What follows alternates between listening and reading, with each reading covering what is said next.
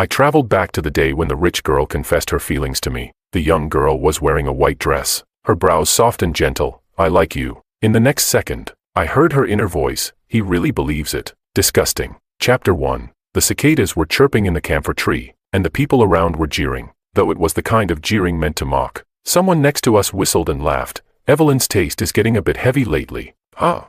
The girl in the white dress ignored them and just stood in front of me. Her expression gentle, the sunlight filtered through her shoulders, and she looked like a princess straight out of a fairy tale. Evelyn, stubborn as always, pressed against the handlebars of my bike, standing on tiptoes, staring straight at me. She said, "Lucas, I like you." In her eyes, I saw my reflection, an awkward, stiff 17-year-old boy, thin and frail in an oversized school uniform. I was frozen in place, my face burning red without needing to check, my hands trembling helplessly. After all, this was Evelyn, the girl I had secretly been in love with for a long time. I was about to blurt out, "I like you too," when I heard the heart of the pure-looking girl in front of me. He really believes it. Disgusting. I was stunned for a moment and looked at Evelyn again. She was smiling gently, with no sign of the disgust she was feeling inside. She was waiting confidently for my reply. After all, everyone at South City High knew I was Evelyn's simp. Under everyone's watchful eyes, I suddenly took a step back. "Sorry, I don't like you."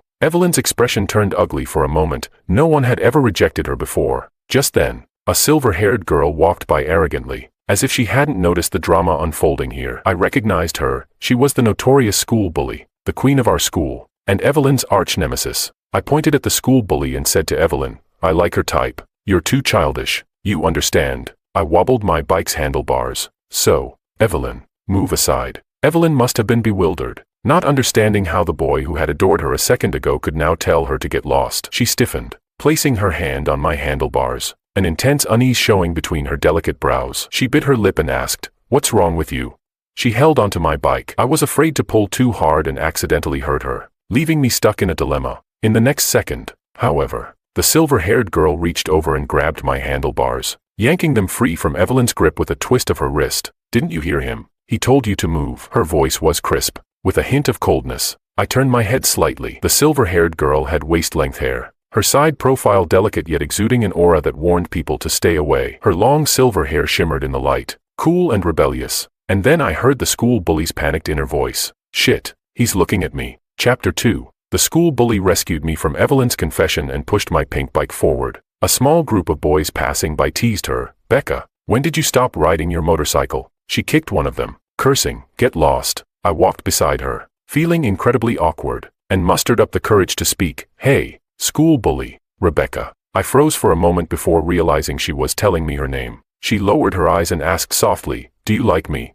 My first instinct was to shake my head, but then I heard her eerie inner thoughts. Anyone who's used me as a shield ended up in concrete pillars, so I immediately nodded my head vigorously. Rebecca had a pair of charming, almond-shaped eyes. "Right now," she smiled, stopping in her tracks, reaching out to pinch my cheek. Her thumb brushed over the mole under my eye, and she slowly said, "From now on, you'll help me with my homework, watch me practice dancing, and give me rides to and from school. Treat me 10 times better than you treated Evelyn. Got it?"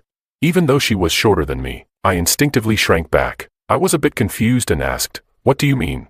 She condescendingly patted my face, smiling sweetly. "It means, I've accepted your pursuit." Rebecca, with her silver-dyed hair, ear piercings, and face screaming high maintenance. Suddenly, I felt like maybe going back to battle Evelyn was a better option. Chapter 3. I followed the road back home, guided by my memories. This was the Villa District. I was 17 when they brought me back from the countryside. At 17, I didn't understand many things, like why my mother was the legitimate wife. Yet I had an older half-brother, Diego, who was just a few months older than me. Everyone liked Diego, including Evelyn. Evelyn and Diego were childhood sweethearts from the beginning. Even when she first acted kindly towards me, it was only to convince me to donate a kidney to him. If it weren't for Diego's illness, the Song family would have never thought of bringing me back to them. I wasn't a person, I was medicine. But now, their intentions hadn't been revealed yet. Diego, still recovering at home, was in the garden watering the flowers. When he heard me enter, he looked up and smiled gently. "You're home late.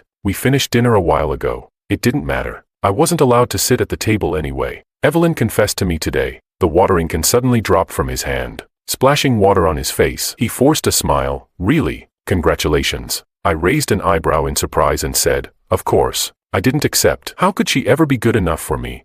In an instant, I was overwhelmed by a flood of vicious, hateful thoughts, coming from the always kind Diego. A walking kidney bag, and he's not grateful to us. How dare he say that? Evelyn only told me she'd approach Lucas. She never said she'd confess to him. This poor kid must be lying.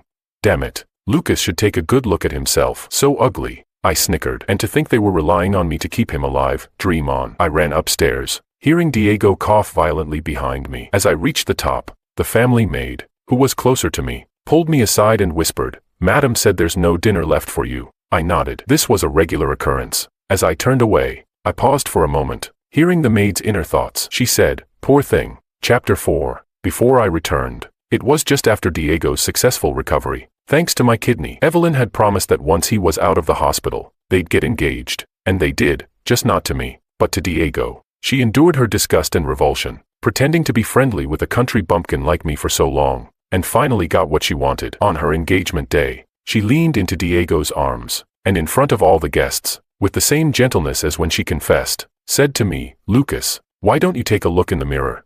I looked down and saw my reflection on the polished floor, bloated and overweight from the medication. A far cry from the handsome and charming Diego. Perhaps we were always worlds apart. In that moment, I felt my heart shatter into pieces. Luckily, it was all just a dream. I woke up right at the moment Evelyn confessed to me, now with the added ability to hear people's thoughts. I grabbed my phone from under my pillow and opened the chat app, where there were already 99 plus messages. Only one chat was pinned at the top. Evelyn. The 17-year-old me had genuinely liked her. Evelyn's messages were still coming in, and she was probably crying from frustration. Evelyn, Lucas, I'll give you another chance. My confession still stands. Evelyn, you're doing this on purpose, aren't you? Congratulations. You succeeded. Evelyn, stay away from Rebecca. She's bad news. There were also several missed calls. Scrolling up, I saw messages I had sent, usually a long string of texts, but with no response from the other side. On the rare occasion Evelyn did reply, I'd be over the moon for half the day. And now,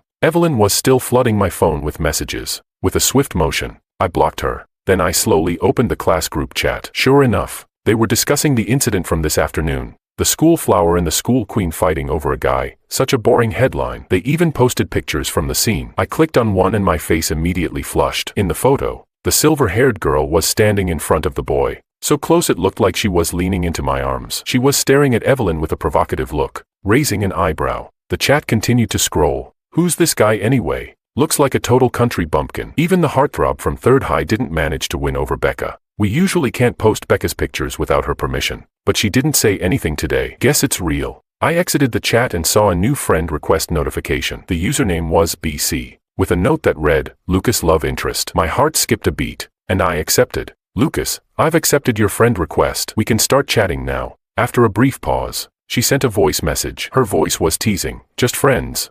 I tried to pause the voice message but fumbled, accidentally hitting the video call button. She answered, and suddenly her beautiful face appeared on the screen, so close that her eyelashes seemed like they could brush against my face. I unconsciously pulled my phone back a bit. A laugh came from the other side of the screen, and Rebecca said softly, Lucas, why is your face so red as soon as we start talking? I couldn't say a word for the longest time. Then, from somewhere behind her, I heard someone yell, Becca, we want to see your boyfriend too. It's all over the forums. Without even turning around, Rebecca chuckled, get lost. She stretched out her hand to cover the camera like a child hiding their toy, being petty. It was pretty childish. After a while, Rebecca moved her hand away, the corners of her lips curling up. You couldn't wait to video call me after being apart for a bit. What's wrong? You miss me already? Her words were light, almost seductive. Just as I was about to explain, my stomach growled loudly. I was starving. Before she could react, I quickly hit the red button to end the call. Damn, how embarrassing. Damn, she's beautiful. Chapter 5. It was already night, and the Song family had a curfew. I couldn't leave, and there was no dinner left for me. A grown man, hungry enough to gnaw at the bedpost. I could only resign myself to lying on the bed, waiting for the hunger to pass. Outside the window stood a tall camphor tree. If it weren't for this tree, blocking the view and the sunlight, I wouldn't have been given this south-facing room. The leaves rustled, and I heard the light tapping of knuckles on the glass. I looked up to see the silver-haired girl, clinging to the branches of the camphor tree with reckless abandon. One hand was tapping on the window, and the other held a full bag, with chopsticks hanging from her mouth. I quickly got up, incredulous, and opened the window. The night wind blew in like wildfire. Rebecca handed me the bag and pushed her wind-tousled hair behind her head. My dear classmate Lucas, Becca's version of takeout. She smiled, her eyes curving. How about giving me a 5-star review? Who's chasing who? Rebecca. Chapter 6. The next day, Rebecca gave me the answer. It was definitely me chasing her. I had to wait for her at school, run errands for her between classes, and even attend her volleyball games to cheer her on. I brought 2 bottles of sports drinks for Rebecca and slowly made my way to the school gym, only to find it packed, especially with boys. They were all shouting Rebecca and Evelyn, Class 1 versus Class 3 in a basketball match. And of course, both girls were in those classes. I headed toward Rebecca, but someone stepped in front of me. Evelyn stood there, and her disgusting comment from yesterday still pricked at my heart. Her expression softened slightly as she reached for the drinks in my hand. She used to do this all the time. I would run around fetching water and towels for her during volleyball or dance practice, and she would occasionally throw me a small reward.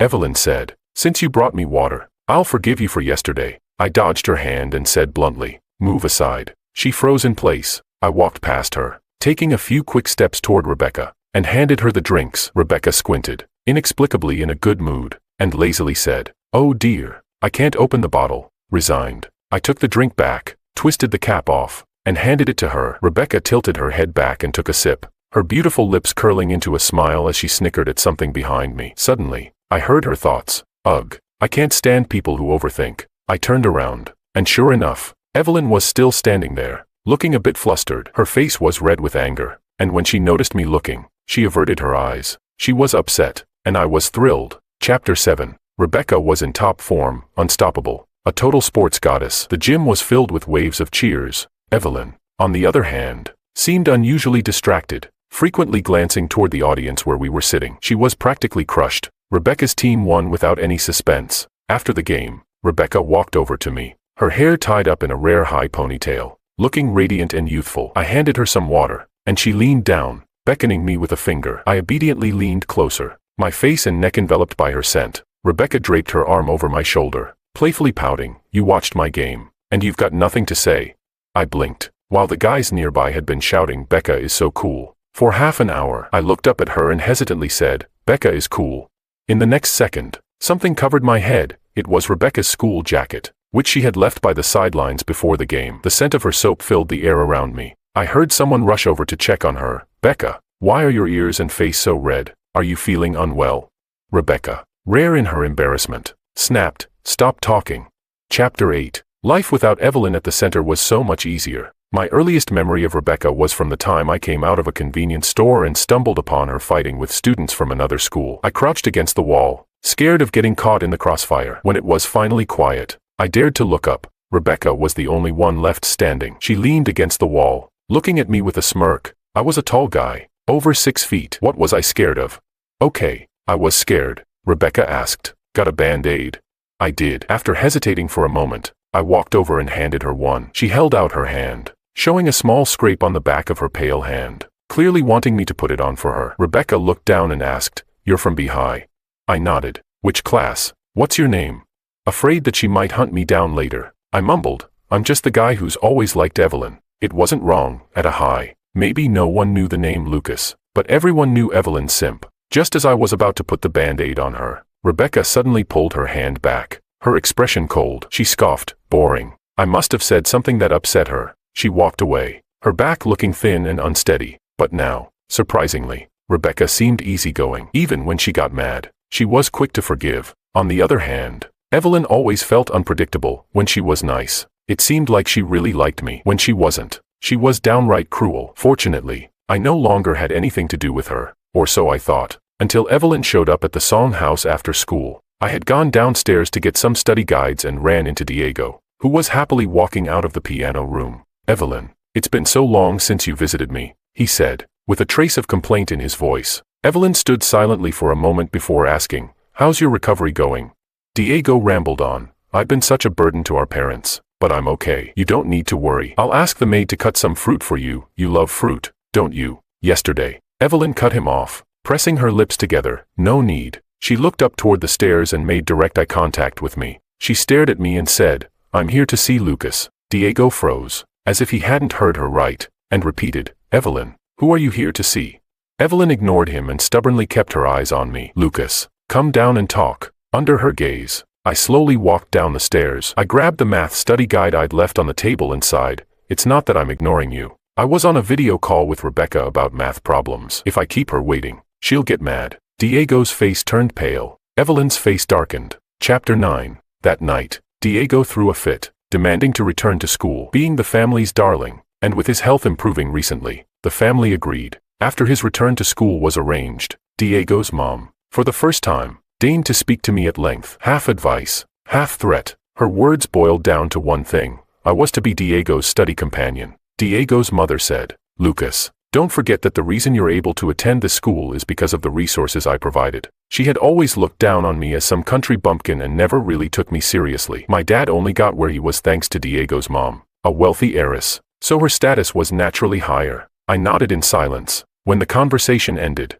my dad finally spoke, calling my name, Lucas. I turned around. He said, "Don't call Diego your brother at school. It's hard to explain. Same father, 2 brothers, just a few months apart. Who could explain that?" Chapter 10. Diego's return to school stirred up quite the commotion. He had taken a break for half a semester due to his illness, but during his time at school, he had been a figure of influence. He and Evelyn were in the same class, and lately, they had been appearing inseparably together. Naturally, the rumors between me and Evelyn quickly died down. Diego, backed by his parents, freely ordered me around. Living under their roof, I had no choice but to comply. On a scorching summer afternoon, I had to run errands to buy ice cream for him and his gang. By the time I returned, drenched in sweat, they were laughing with their feet on my desk. "That Lucas, you can tell he's a poor kid from the countryside. First clinging to Evelyn, now hanging out with Rebecca. Lucas's grades are terrible. He's nothing compared to Diego. Evelyn and Diego are childhood sweethearts. Diego, what's Lucas to you? Anyway, I've never seen a dog so obedient." They laughed again, as if they had just heard the world's funniest joke. One of them kicked my desk again. Suddenly, someone said, "Hey, Diego, Lucas has the same last name as you." Diego's smile froze for a moment but quickly returned to normal. "Lucas is the son of our driver. My dad pulled some strings to get him into this school." I interrupted their praises of Diego's kindness and put the now melted ice cream on the table. Diego flicked the contents with his fingers and said, "Lucas, it's all melted. Do me a favor and go get some more." Even though I relied on the He family's money to attend school, I couldn't swallow my anger anymore. I was ready to flip the table when a sweet voice rang out. Uncharacteristically stern, Evelyn said, "Diego, that's enough." The room fell silent. Diego couldn't keep up his smile anymore. "Evelyn, you know He swallowed the rest of his words. For some reason, when he looked at Evelyn, he didn't dare finish. I heard Diego's inner thoughts, a mix of anger and frustration. He was thinking, Evelyn and I have been through the same thing. Why is her attitude changing? I glanced at Evelyn, confused about why she was speaking up for me. Maybe they had switched tactics, one playing the good cop, the other the bad. Slowly, I said, "What's so over the top about this? You've done worse before, haven't you?" Back when I was chasing after Evelyn, she was awful. She once made me go buy coffee in a raging storm, and when I returned, drenched but with the coffee intact, she barely glanced at me and said, "Lucas, the coffee's cold." Evelyn clearly remembered it too. The room grew colder, and no one dared speak. Suddenly, I felt someone's arm hook around my neck from behind, pulling me against a soft, feminine body. The silver-haired girl, Rebecca, was smiling, but her gaze was fierce. "So this is where you've been, running errands for people." Rebecca scanned the room. Everyone she looked at paled. To this day, the school forums were still buzzing with posts about Rebecca. Her reputation as the school's queen was widespread. "Making him run errands." Rebecca's voice was sharp, enunciating every word. "Are you even worthy?" Chapter 11. Rebecca casually told the group to go for a run. None of the boys dared to argue. They obediently did as she said. Even Diego wasn't spared. A bunch of them ended up drinking the melted ice cream and running laps under the scorching sun, while classmates watched from the balconies and the headmaster, bald and sweating, rushed to the track. The mastermind, Rebecca, stood beside me, her silver hair flamboyant as ever, watching them with an expressionless face. She wasn't happy. "Rebecca," I called her name. She turned to me, and the displeasure on her face instantly melted away. "Don't do this next time. It doesn't look good." It wasn't that I pitied Diego and the others, it was that it wasn't worth it for Rebecca to do this for me. Since my mom died, I'd been self-reliant, and no one had ever treated me so kindly. Even though Rebecca was said to have done worse things before, such blatant rule-breaking could damage her reputation. Rebecca rested her chin in her hand and leaned in close. So close I could count her eyelashes. I saw my reflection in her eyes. "Did it feel good, Diego?" she asked. I hesitated for a moment. It did.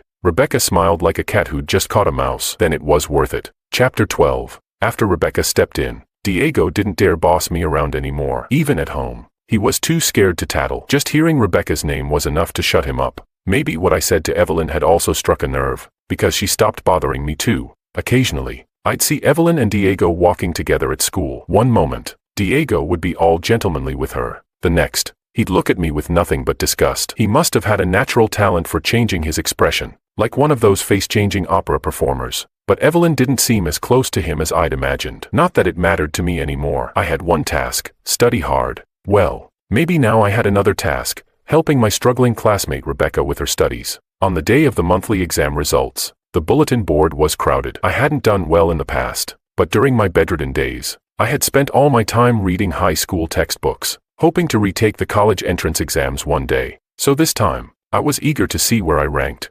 Diego and his group were crowded around the top of the board. Diego, you're ranked 29th in the year. That's amazing. Of course, it was amazing. The Song family had hired top tutors for him. First place, as expected, goes to Evelyn. They turned around and saw me searching from the bottom of the list, snickering. I heard Diego's smooth, mocking voice. Some people at least know their place, looking for their name where it belongs. Suddenly, someone tugged on his sleeve and cursed softly. Diego, his rank is ahead of yours. I was just a few spots above Diego. He stared at the board, stunned, unable to believe it. Someone read my ranking out loud: Lucas, 20th. I couldn't believe it was that high. I suppressed my excitement and finally found Rebecca's name. She had jumped to the middle of the pack. Lucas's tutoring sessions were working. I turned around and saw Rebecca walking down the corridor with a group of girls. Afraid she wouldn't see me, I waved and happily called her name, Rebecca. She looked up and met my gaze. You ranked 300th. I puffed out my chest, proud. You got 300th place, Rebecca. Rebecca's steps faltered, and the girls around her started teasing her, nudging her with their elbows. Becca, the guy you like is so cute.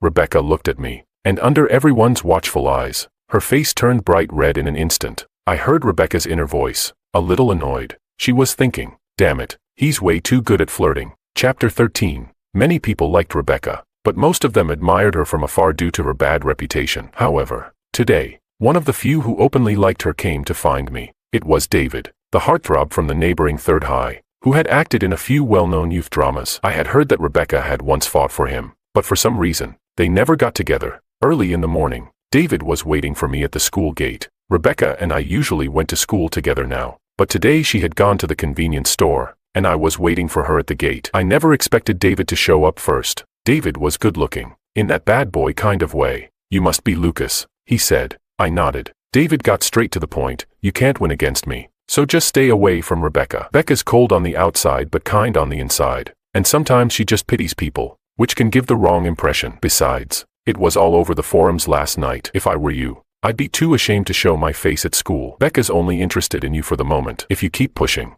you'll only embarrass yourself. Forums? What forums? Before I could respond, David's eyes lit up as he looked past me, calling out, Becca. Before I could react, a cup of soy milk and a bun were shoved into my hands, and the silver-haired girl appeared at my side, biting on a carton of milk, stuffing a handful of candy into my pocket, and zipping up my half-open backpack. Rebecca didn't even look at David and mumbled through the milk carton. What are you talking about? Her actions were so smooth, as if she had done them countless times before. David stared at Rebecca's hand as she zipped up my bag, his face turning pale. Becca, you don't let anyone get that close to you. How can you do these things for him? Rebecca rolled her eyes in exasperation and spat out 2 words. Who are you? Chapter 14. It turns out being a celebrity doesn't help with mental resilience. Rebecca's few words left David devastated. As Rebecca and I walked toward the school, she suddenly spoke, her tone proud. I don't know him. I never fought for him either. Those were just rumors. The only person I've ever stood up for is you. I was taken aback, realizing that Rebecca was explaining herself to me. I looked up at Rebecca, her light-colored hair making her skin appear even paler. She lazily added, I'm not like some people who liked someone else before liking me. Luckily, they realized their mistake in time. I wasn't sure who she was throwing shade at, but in the end, she shot me a glance and teased, right, Lucas. Chapter 15. After the morning's drama, I couldn't shake a sense of unease. As soon as I walked into school, I felt something was off. It was especially noticeable during the breaks. People's stares were odd, and I could hear the thoughts around me. Lucas is actually an illegitimate child. No wonder he's two-timing. It's in his blood. If I were him, I wouldn't dare show my face in front of Diego, let alone attend the same school. Oh my God, so disgusting. I realized what had happened and quickly checked my phone in the bathroom. Sure enough, there was a trending post on the forum, exposing Lucas, the illegitimate child of a high, who's two-timing. The post was anonymous, written by someone claiming to be a regular classmate who couldn't stand Lucas anymore. It presented a twisted, dramatic version of my life, turning everything upside down. It claimed Diego's parents were the true, loving couple, while my mother had schemed to marry into the Song family by having me. It painted Diego as the innocent victim, sick because of my mother's actions, while I shamelessly pursued both Evelyn and Rebecca at the same time. No need to look at the comments, they were all insults. I was so angry my head felt foggy. None of it was true. In reality, it was Diego's mother who had set her sights on my dad when he was newly married. She became the other woman, and eventually, they ran off together. My dad never looked back, leaving us behind. My mother, even until her death, still hoped he would change his mind. I left the bathroom and washed my face at the sink. Someone handed me a tissue. It was Evelyn. She spoke softly. I've already asked someone to handle the forum post. Don't worry. I looked at her reflection in the mirror, her white shirt and gentle expression. You knew about this all along. I was referring to the content in the post. Evelyn closed her eyes briefly, a self-loathing look on her face, and nodded. I'll make sure this is suppressed. No one will talk about your background anymore. Don't be mad at me, Lucas. Once this blows over, let's just pretend it never happened. Okay. She didn't even bother asking me if it was true. She had already assumed it was a fact. She opened her eyes again, looking at me softly. You see, I've been helping you from the moment we first met. Come back to me, Lucas. I wiped my face, threw the tissue in the trash, and turned to her calmly. Evelyn, I'm not an illegitimate child. Chapter 16. From the moment we first met, Evelyn had always helped me. When I first arrived here, I couldn't even find the Song family's house and got lost in the Villa district, chased all over by some neighbor's dog. My mom had died of rabies, so I had always been terrified of dogs. That day, it had started raining. I ran and dropped all my ragged belongings along the way. The dog knocked me down, but then I heard a whistle, and the dog immediately jumped off me, happily running away. As I shakily gathered my things in the rain, tears streaming down my face, an umbrella appeared above me. The hand holding the umbrella was slender, and the girl standing there in a white dress was cold and elegant. For a moment, I felt ashamed of myself. Did you chase the dog away? Did you save me? What's your name?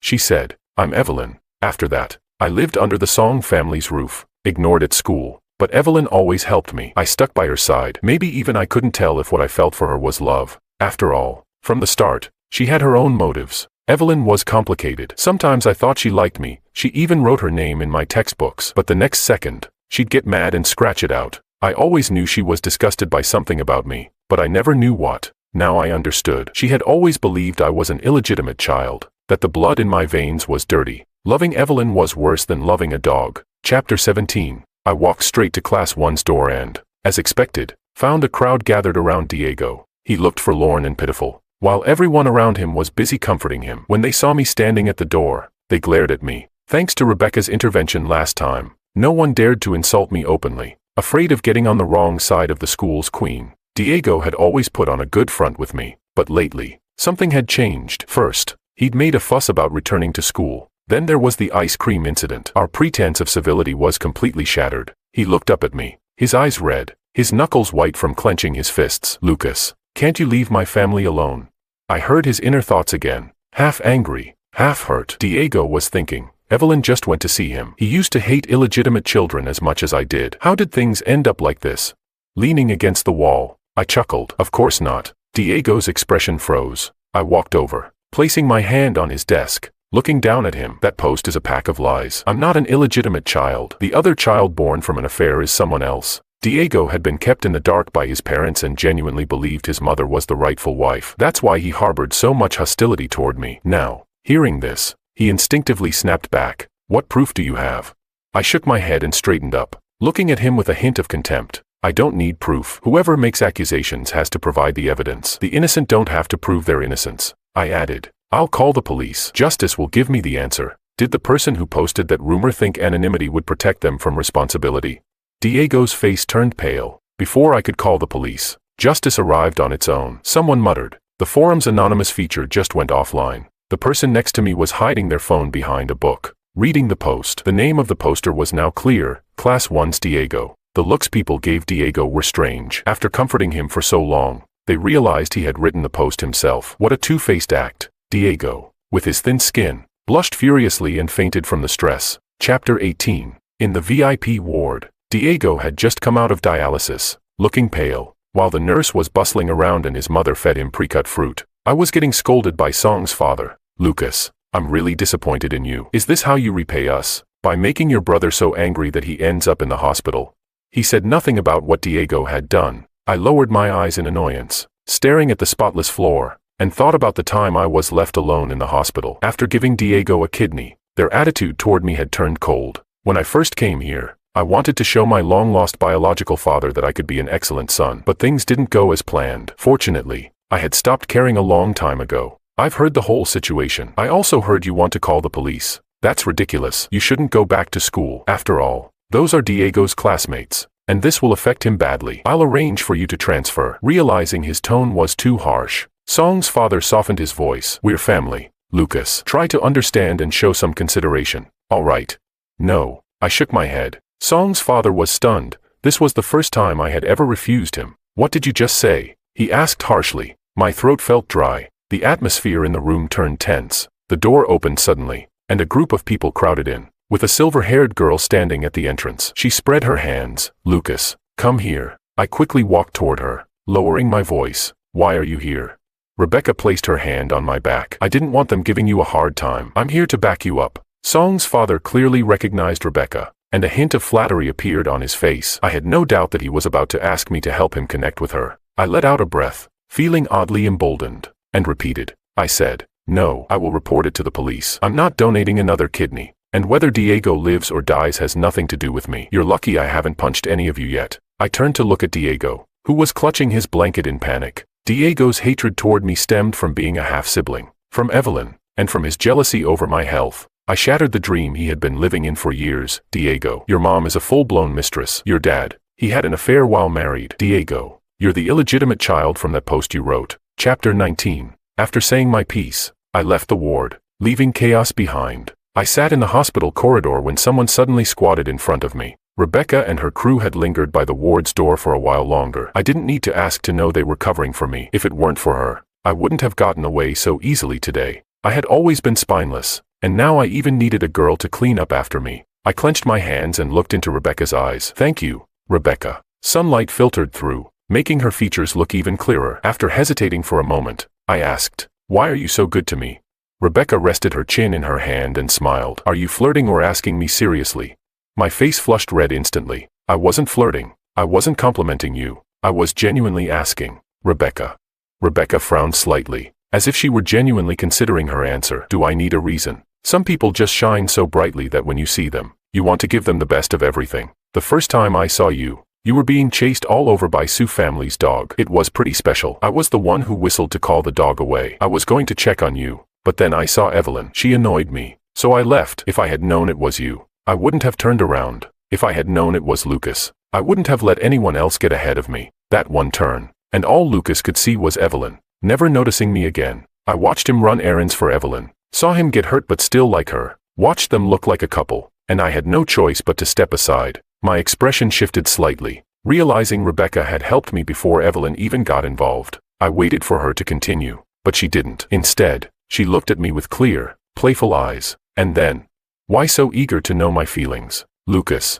Rebecca stood up, pretending to speak casually. That Sioux family dog is usually very well behaved and never runs off. It listens to its owner. Chapter 20. Rebecca took me to the police station to file a report, and the forum post remained up. Apparently, Diego had tried to delete it several times, but it couldn't be removed. Just like when the forum's anonymous feature bugged out and got disabled that day, the comments had already turned against him. Rebecca and I had a good laugh over the content of the post. She scoffed at the part about me two-timing, coldly saying, Evelyn, a boat worth stepping on, please. The case was resolved quickly. Not only did Diego have to issue a public apology, but I also received financial compensation. It wasn't much, but it was enough to free me from the Song family's control, covering my tuition and living expenses. Diego admitted to making up the rumors, which was also an indirect admission that he was the real illegitimate child. After that, his condition worsened. Adding insult to injury, the Song family's business suddenly took a nosedive, but none of that mattered to me. I was enjoying my compensation from the Song family, sipping on a carton of yogurt while typing on my phone.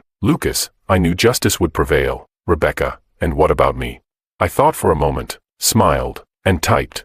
Becca will always lead me to justice. There was no reply for a long time. I set my phone aside and focused on my homework. When I remembered to check again, a new message had been sitting there for a while. Rebecca had sent a voice message. Her voice was sweet as it flowed through the speaker. Lucas, what should I do? It feels like you're about to catch up to me. Chapter 21. Under the camphor tree, the girl in the white dress, Evelyn, had been standing for a long time. The dappled sunlight falling on her was soft. As I walked past, she called my name, stopping me in my tracks. I turned around, not understanding why. Evelyn's expression was complicated, as if she felt a sense of relief, but also something else. Sorry, she murmured, biting her lip. I never thought I would hear Evelyn say those two words. She didn't look as hard to approach as Rebecca, but deep down, she was prouder than anyone, the kind of person who'd rather die than lower her head. Patiently, I asked, is it because you misunderstood that I was an illegitimate child? Evelyn stared at me for several seconds, her eyes welling up with tears. For everything that happened before, Diego had been telling me for years that he had a half-brother. I took his word for it, seeing that I showed no reaction. Evelyn lowered her eyes, looking fragile like glass. Have you met my little brother?